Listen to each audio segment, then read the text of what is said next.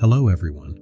Sometimes at the grocery store we're faced with the decision to pick either a bar of chocolate or a bag of carrots. Now let's say you've recently committed to eating healthier, so your mind is weighing this choice. You can feel that pull toward the chocolate, the instant reward, that familiar taste, versus the practical voice nudging you toward the carrots, the healthier option. After a moment of thinking, you reach for one. But what if, on a deeper, unconscious level, your brain had already decided what you were going to grab before you even felt that internal tug-of-war? What if this wasn't really a choice at all, but something predetermined by your brain's wiring?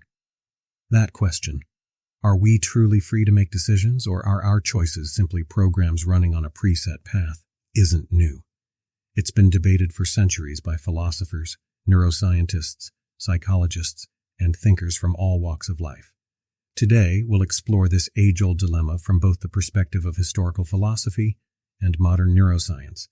We'll dive into whether free will truly exists, or if determinism rules the day, and most importantly, what all of this means for how we live, understand ourselves, and even judge the actions of others.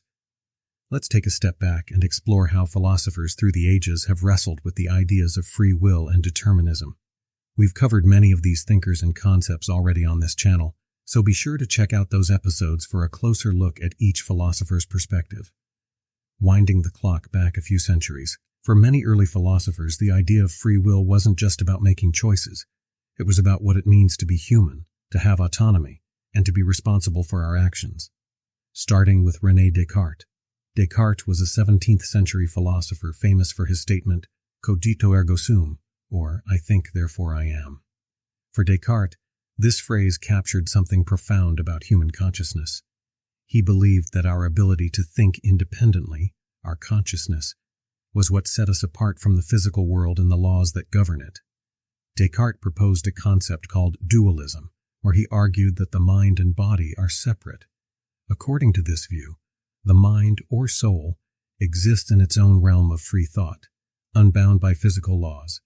So even though our bodies and the physical world are bound by laws of cause and effect, our minds are not. They operate on a different level. This perspective, seeing the mind as separate and free, allowed Descartes to argue that humans have a special kind of autonomy, a kind of free will that makes us distinct. So, in Descartes' view, if our mind is separate from our physical body, we could theoretically make choices that aren't fully dictated by biological processes. This independence of the mind created a space for genuine freedom of thought and action, at least in Descartes' view. But, as we'll see, not everyone agreed. Now, Baruch Spinoza, a Dutch philosopher who saw things very differently. For Spinoza, everything in the universe was a part of a grand, interconnected network of cause and effect, a sort of cosmic chain reaction where everything is determined by what came before it. In this framework, our choices aren't free but are necessary results of previous events. For Spinoza, everything we do, think, or feel is shaped by an almost endless sequence of causes, stretching back in time. So if you reach for that chocolate bar, in Spinoza's eyes, it's because of a web of prior influences, past choices, environmental factors, physical and emotional states, and so on. There's no room for traditional free will here, only the illusion of freedom. But Spinoza's view wasn't all doom and gloom. He believed there was a kind of freedom in understanding the forces that shape us. If we recognize and accept the causes that influence our behavior, we can gain a sense of control within those bounds. In other words, freedom for Spinoza was about self-mastery, about understanding the why behind our actions. So while he rejected the idea of free will as independent choice, he believed that acknowledging the determinants of our behavior gave us a kind of power. Fast-forwarding a bit, we arrive at Immanuel Kant, an 18th century philosopher who brought a moral dimension to this debate. Kant believed in a different kind of freedom, what he called moral autonomy. For him, true freedom was the ability to act in accordance with reason and moral principles, not just to follow any impulse or desire that might come along. So, while Kant acknowledged that humans are influenced by factors like instincts and emotions, he argued that we have a unique capacity for moral reasoning. This means that even though we have instincts pushing us in certain directions, we can use reason to decide how to act based on principles we believe in. In Kant's view, free will isn't about choosing without influence. It's about choosing to act on principles rather than just reacting to desires or circumstances. Imagine that choice between the chocolate and the carrot again. Kant would say that real freedom isn't about just picking one. It's about considering your values, your health goals, and then choosing according to those. So for Kant, freedom is less about what you choose and more about how you choose. Now that we've seen what some philosophers have thought about free will, let's jump forward to the present and look at how neuroscience has shaken things up. Thanks to advances in brain science, we now have insights into how our brains work in ways these early thinkers could have only dreamed of. A scientist named Benjamin Libet, since the 1980s from University of California, conducted one of the most influential neuroscientific studies on free will. Libet's experiment was simple but groundbreaking. He asked participants to move their wrists at a random moment while recording their brain activity. Participants were instructed to note the exact moment they felt the urge to move. What Libet found was surprising and controversial. The brain's readiness to make a movement, what's called a readiness potential, happened before participants were even consciously aware of their intention to move. In other words, their brains had started the process of making the decision before they felt they had consciously decided. This led to the shocking suggestion that our brains might be deciding things before we're even aware of those decisions. Now, let's think about what this means. If our brains are preparing to act before we consciously decide to do something, then where does that leave free will? Some scientists and philosophers argue that Libet's experiment suggests that free will is an illusion, that our sense of making decisions is just our consciousness catching up to what the brain has already decided. But to be fair, not everyone interprets Libet's findings this way. Some researchers propose that while our brain may start the process, our conscious mind still has what's called veto power, or free won't. This idea suggests that even if the brain starts a process, we still have the power to stop it. Think of it as the ability to say no to our impulses. So while the brain might initiate a decision, we still get the final say in whether we follow through. Moving beyond Libet, there are other cases in neuroscience that bring up questions of free will. For example, studies of people with brain damage reveal just how deeply our choices and personalities are connected to the brain. One famous case is Phineas Gage, a railroad worker from the 19th century who survived a terrible accident. An iron rod pierced through his skull and damaged his frontal lobe. Although he lived, his personality changed drastically. He became impulsive, irritable, and irresponsible. This change in behavior was linked directly to the damage in his brain, which led scientists to question how much of our personality and decision-making is controlled by our brain's physical state. Other examples come from studies of people with neurological conditions, like frontotemporal dementia or brain tumors, where damage or changes to specific brain areas can lead to drastic changes in behavior, even criminal behavior in some cases. Some individuals who had no history of aggressive or impulsive behavior developed it after changes in their brain. Cases like these make us wonder, how much control do we really have over our actions if our choices can change so radically with changes in the physical state of the brain? Neuroscience is revealing that the brain has a significant impact on our actions and decisions, which challenges the idea of an entirely independent free will. But rather than taking this as a reason to abandon the idea of free will altogether, some thinkers are trying to find a middle ground.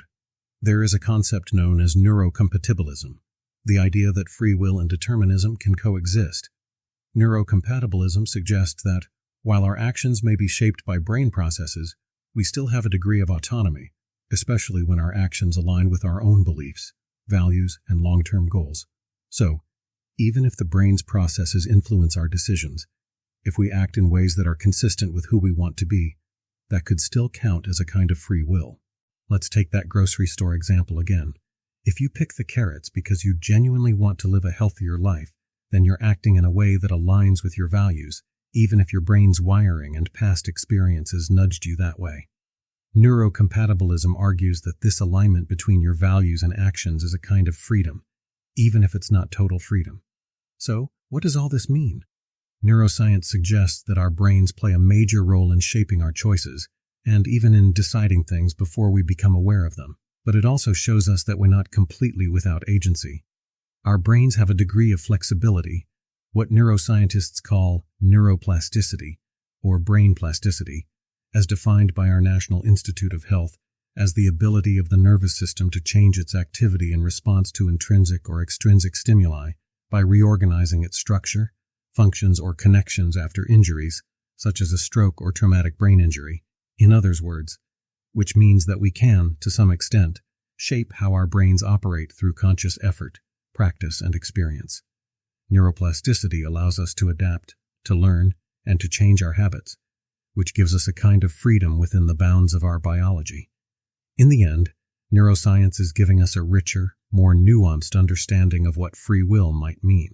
It challenges the idea of absolute freedom but opens up a new perspective, that freedom could be about understanding and working within our own biological framework. It's not about total independence from our biology, but rather about understanding and aligning with it. Spinoza would probably have a good laugh at us finally catching up. He might get an "I told you so" from the afterlife. He called out our brain's decision-making tricks centuries before MRI and other brain scan machines were even a thing. So, we've covered how philosophers viewed free will and how neuroscience is uncovering the brain's role in shaping our actions. But now we're entering into the part that gets really complex and, honestly, a bit unsettling. Because if our brains determine a lot of our behavior, what does that mean for moral responsibility? Imagine this scenario. A person commits a crime, maybe something violent. Later, it's discovered that this person has a brain injury or a disorder affecting the area responsible for impulse control and emotional regulation. Now, here's the dilemma. Do we hold this person fully responsible for their actions, or do we view them as less culpable, given the role their brain played in the crime? This is where we enter the realm of neuroethics. In philosophy and neuroscience, neuroethics is the study of both the ethics of neuroscience and the neuroscience of ethics. So neuroethics is a field at the intersection of neuroscience, ethics, the law, and the social impact of neuroscience, and it's trying to tackle questions just like that scenario. Think about how our legal system currently works. To be found guilty, especially in serious cases, someone has to be proven to have intent. They must have knowingly and willingly committed the crime. The idea here is that people are morally responsible for their actions because they can make choices. But if neuroscience shows that people's choices can be influenced, or even overridden, by their brain's physical state, then we have to ask ourselves, is it fair to hold someone fully accountable? And we actually see examples of this playing out in courtrooms. Take the case of Charles Whitman, was an American mass murderer and Marine veteran who became known as the Texas Tower Sniper, who went on a tragic and violent spree at the University of Texas. After he was killed, doctors found that Whitman had a brain tumor pressing on his amygdala, a part of the brain associated with emotion regulation and aggression. This discovery raised serious questions. Did the tumor contribute to his actions? Could the brain tumor have altered his behavior enough to push him toward such aggression? Cases like Whitman's aka Texas Tower Sniper highlight the complexity of assigning blame. On one hand, it seems obvious that some part of him chose to commit violence, but on the other, we have scientific evidence that his brain may not have been functioning normally. Moreover, this isn't an isolated case. In fact, court cases regularly grapple with the role of brain injuries, disorders, and even mental illnesses when determining guilt. In one study in the United States, all 15 inmates on death row in a particular state were found to have brain injuries. But how do we navigate this? If we start reducing accountability every time there's a brain-based factor at play, we could face a slippery slope. After all, everyone's actions are influenced by their brain state. Some experts argue that while we can't ignore biological factors in behavior, our legal and ethical systems still have to hold people accountable. They suggest that a balanced approach would involve looking at both the person's choices and the biological influences on those choices. One way of handling this issue is through what's called the insanity defense. Under this defense, someone can be found not guilty by reason of insanity if they are proven to have a severe mental disorder at the time of the crime and lacked the mental capacity to have intended to commit a crime which prevented them from understanding what they were doing or knowing that it was wrong. In some cases, with this plea, the defendant may be sent to a mental health facility rather than prison. But this defense raises its own set of questions. Where do we draw the line between an impaired mental state and a brain-based predisposition? Let's break this down a bit further. Say we have two individuals who both commit similar crimes, but one of them has a diagnosed neurological disorder affecting their ability to control their impulses. In our current system, the person with the disorder might receive a lighter sentence or be placed in a mental health facility, while the other might be held fully responsible. But is that really fair? After all, what if both individuals have biological factors that contribute to their behavior, but one is just less obvious than the other? Legal scholars and neuroethicists argue that we might need a more nuanced way to assess culpability, one that accounts for the role of the brain without excusing all behavior as beyond the person's control. This is where graded responsibility, or progressive responsibility, comes in, a concept suggesting that responsibility exists on a spectrum. So rather than simply deciding between guilty or not guilty, graded responsibility would allow us to take into account the degree of influence that a neurological condition might have had on someone's actions. This approach would require more thorough psychological and neurological evaluations, but could lead hopefully to fairer judgments. Imagine a justice system where, instead of asking only, "Did this person commit a crime?" we ask, "How much freedom did this person have in making that choice?" This doesn't mean that people aren't held accountable. Rather, it means they're judged according to their unique situation and capacity for control. This idea aligns with the philosophical perspectives of graded responsibility, where accountability is assessed not just based on actions, but also on the circumstances and influences surrounding those actions. Now, there's no denying that this kind of system would be complex to implement.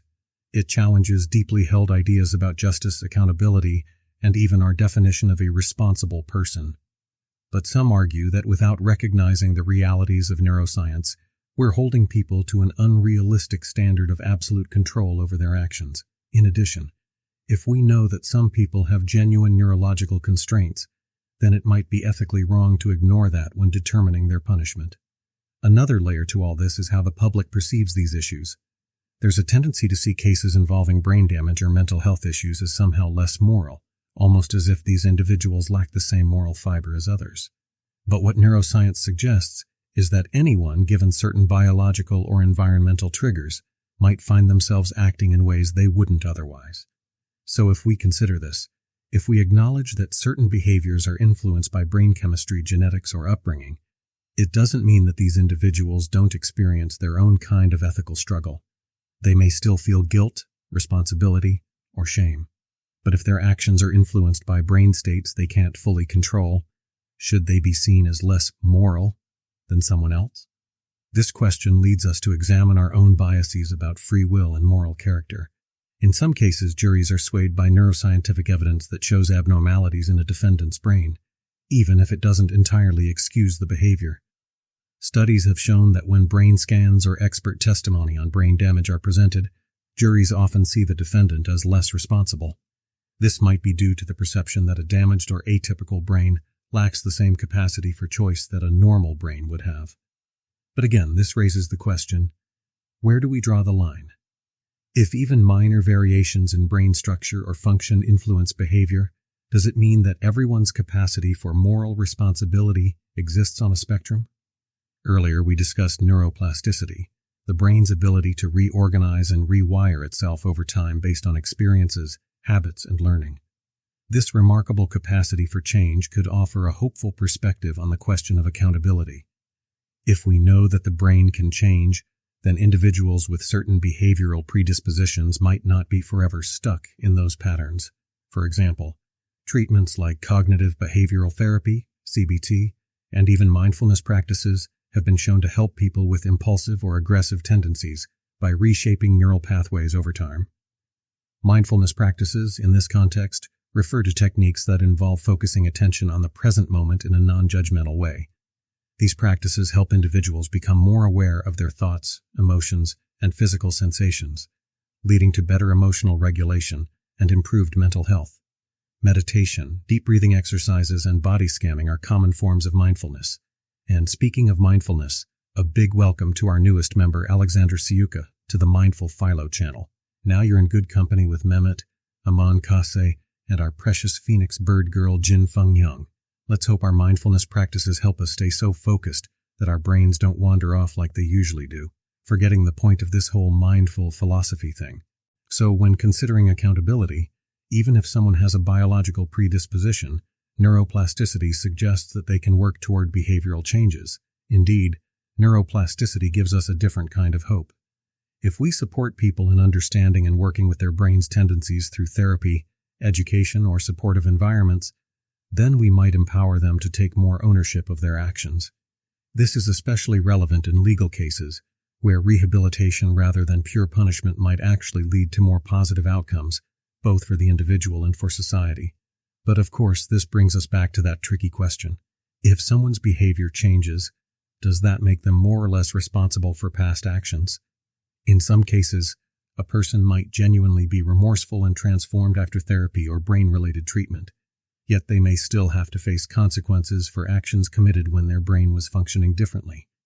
The justice system would need to weigh past circumstances with current capabilities, a balance between compassion for past constraints and the need for accountability. It's look like we're moving toward a new understanding of personal responsibility. An emerging idea is that moral responsibility should involve recognizing the limitations of free will. Instead of seeing individuals as wholly independent agents, we might come to view them as influenced by factors they can't fully control, like genetics and brain structure. However, many philosophers argue that even within these constraints, we retain a form of responsibility for how we respond to our circumstances.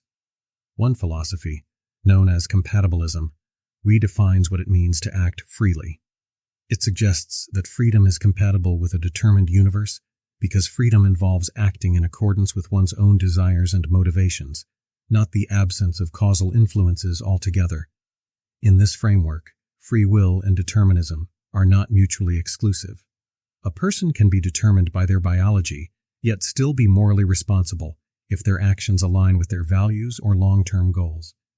Even if someone's brain predisposes them to certain tendencies, as long as they work to align their actions with their moral beliefs, they can still be considered morally responsible. This concept of compatibilism resonates with the idea of neuroplasticity, our ability to change and adapt over time. It suggests that even if we're influenced by our biology, we can still cultivate qualities like self-control, compassion, and honesty. So rather than abandoning the idea of personal responsibility, compatibilism offers a view that incorporates the role of the brain without dismissing individual agency. Now, let's take a little moment to appreciate the intellectual groundwork laid by philosophical pioneers. It's fascinating to see how philosophers long before the advent of modern biology or neuroscience began exploring questions about free will, autonomy, and responsibility. The ideas they introduced continue to resonate today, as neuroscience uncovers more about how our brains shape our actions. Yet, it's philosophy that continues to probe the deeper, essential questions about life, ethics, and human nature, even as we incorporate new discoveries in neuroscience into our understanding of human behavior. First, let's start with Aristotle, who believed that moral responsibility depends on acting with knowledge and intention. For him, actions are morally significant if they're carried out with awareness and deliberate choice. Neuroscience shows us that much of our decision-making is influenced by unconscious brain processes, but Aristotle's insight that intentional actions carry more weight encourages us to think about responsibility as a spectrum, rather than an all-or-nothing matter. Now to revisit Immanuel Kant briefly, his concept of moral autonomy offers a unique perspective on freedom. Kant believed that true freedom isn't just about the ability to choose, but about making choices based on reason and moral principles. Even if biology influences our impulses, Kant would argue that moral responsibility remains intact when we act in ways that align with ethical values. This idea provides a bridge between determinism and personal responsibility, suggesting that it's how we make choices, guided by reason, that truly defines our autonomy, not merely what we choose. Then we have Jean-Paul Sartre, the existentialist who saw humans as condemned to be free. Sartre believed that regardless of our circumstances, we are always free to choose our responses. For Sartre, denying responsibility by blaming external factors is to live in bad faith, a form of self-deception. Even when conditions are challenging, Sartre believed that we always bear the weight of responsibility for how we interpret and act within those conditions. Today, Sartre's view can remind us that, while neuroscience shows how circumstances shape us, we are still accountable for our choices within those limits. The concept of responsibility is far from simple. It's shaped by both biology and intent. Philosophers like Aristotle, Kant, and Sartre provide rich insights into how our choices relate to personal accountability, all of which align surprisingly well with our growing understanding of the brain. However, responsibility isn't just an individual matter, it extends into the social realm as well. This is where philosophers like David Hume and Thomas Hobbes come in, adding a social dimension to the idea of responsibility. Hume emphasized that responsibility is tied to the emotions and values within a community. Hume argued that social cohesion depends on shared values like trust and fairness, which require individuals to be accountable for their actions. Hobbes, too, viewed society as a social contract where individuals agree to follow rules for mutual benefit. Accountability, he argued, is essential for maintaining order and ensuring the common good. David Hume and Hobbes remind us that responsibility is not just about individual freedom or determinism, but about the social frameworks that maintain order and trust. Their insights continue to be relevant as we balance biological determinism with personal responsibility. So Aristotle's focus on virtue ethics, Kant's emphasis on moral principles, Sartre's commitment to freedom, and Hume and Hobbes's theories of social order all contribute to a more nuanced view of responsibility. These philosophers remind us that philosophy helps us understand why our actions and choices matter in a broader ethical context. The intersection of free will, neuroscience, and ethics highlights the balance between biology and choice. Responsibility isn't all or nothing. Recognizing both personal agency and biological influences can create a justice system that balances empathy with accountability, fostering growth and rehabilitation. Our understanding of free will and moral responsibility is evolving. Finally, neuroscience doesn't give us simple answers, but it does give us a deeper appreciation for the complexity of the human experience. And maybe, by embracing this complexity, we can create a society that balances justice with understanding and accountability with compassion. Whether you believe in free will, lean toward determinism, or find yourself somewhere in between, it's this blend of science and philosophy that gives us the richest understanding of what it means to be responsible, moral, and truly human, truly alive. Until next time, remember that our choices may not be as simple as they seem, not always clear, but that doesn't mean they're any less meaningful. Their ambiguity lies their power. In the uncertainty, we find the freedom to shape our own path. In the haze, we discover the depth of our existence. And in the quiet moments of doubt, we hear the truth of our humanity. Thank you.